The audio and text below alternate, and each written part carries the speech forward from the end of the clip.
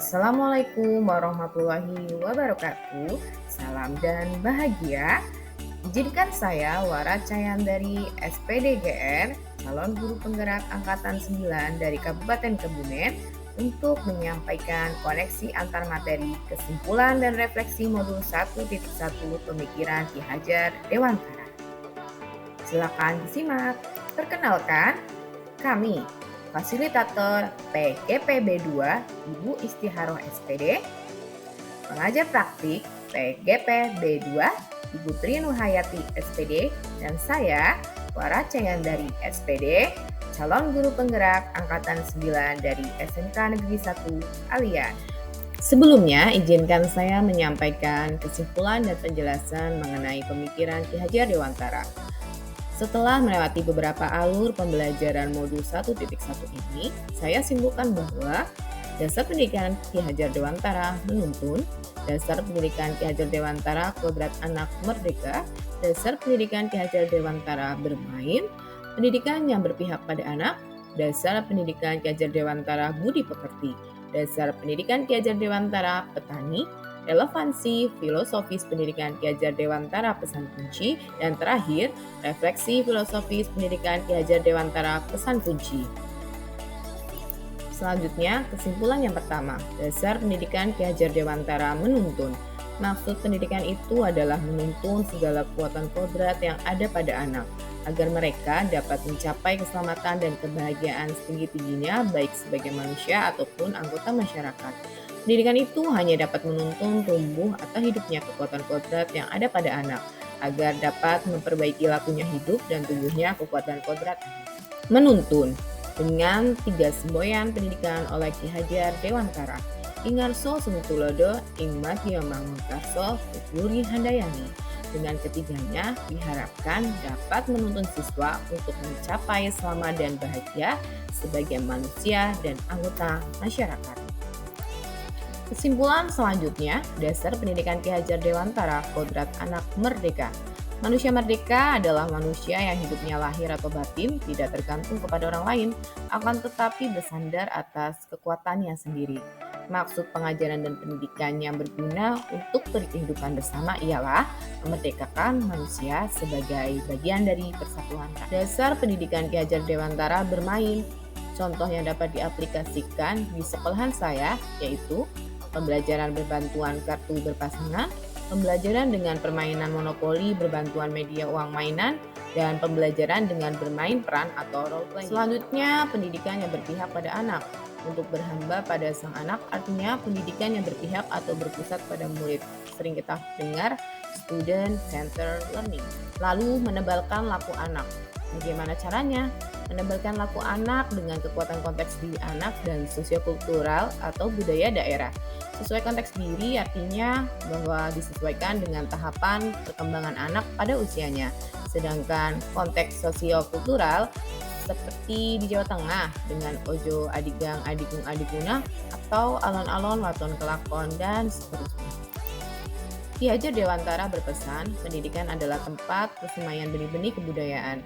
Kebudayaan yang dimaksud adalah sebuah peradaban, cita-cita masyarakat yang ingin kita bentuk sebagai sebuah bangsa. Mimpi kita sebagai bangsa itu semua kita semaikan benihnya. Kita mulai kerjakan dari apa yang kita kerjakan di pendidikan.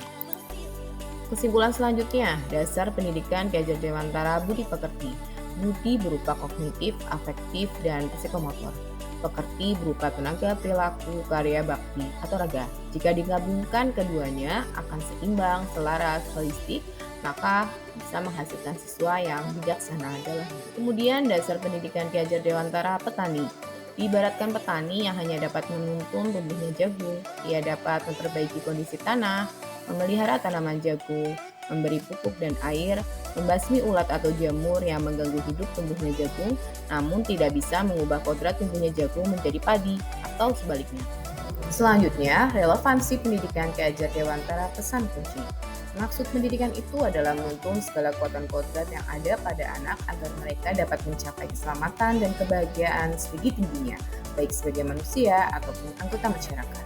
Menuntun artinya berkolaborasi, kritis, reflektif, komunikasi, kreatif, inovatif, keterampilan abad 21. Sedangkan selamat dan bahagia berarti well-being. Kemudian, refleksi filosofis pendidikan Ki Hajar Dewantara pesan kunci. Yang pertama, guru dan murid berkolaborasi untuk menciptakan kedalaman rasa takjub, spiritual, intelektual, dan sosial untuk mencapai keselamatan dan kebahagiaan setinggi-tingginya sebagai manusia.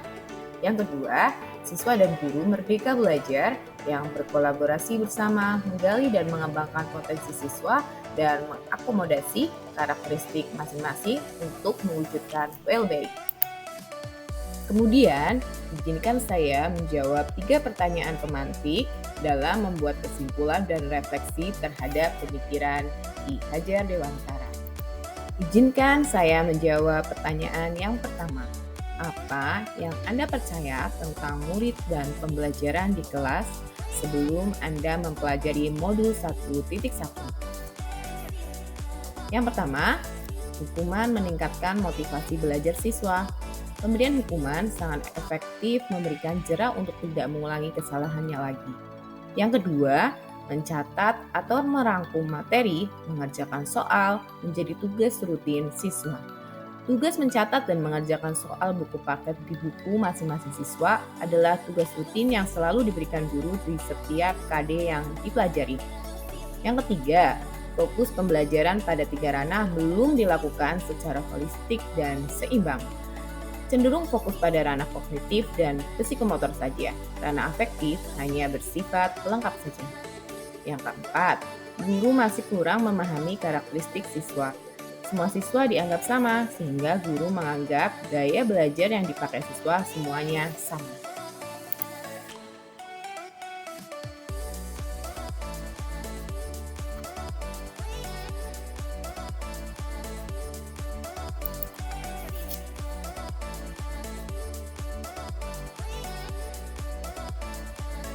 Pertanyaan yang kedua, apa yang berubah dari pemikiran atau perilaku Anda setelah mempelajari modul ini? Perubahan pemikiran. Ada 4 poin. Yang pertama, menebalkan laku anak sesuai konteks diri dan sosiobudaya daerahnya, bukan dengan hukuman. Yang kedua, model PJBL atau PBL sangat tepat digunakan untuk pembelajaran yang berpusat pada siswa atau student centered learning, tidak melulu tugas mencatat dan mengerjakan soal. Yang ketiga, pembelajaran harus dilakukan secara holistik dan seimbang agar menghasilkan budi pekerti luhur anak dan menjadikannya manusia bijaksana. Dan yang terakhir, pembelajaran berdiferensiasi perlu dilakukan sesuai dengan karakteristik atau gaya belajar masing-masing siswa. Lalu apa sih perubahan perilakunya? Untuk saya pribadi, ada 4 poin. Yang pertama, menghilangkan hukuman sebagai alternatif solusi menebalkan laku anak.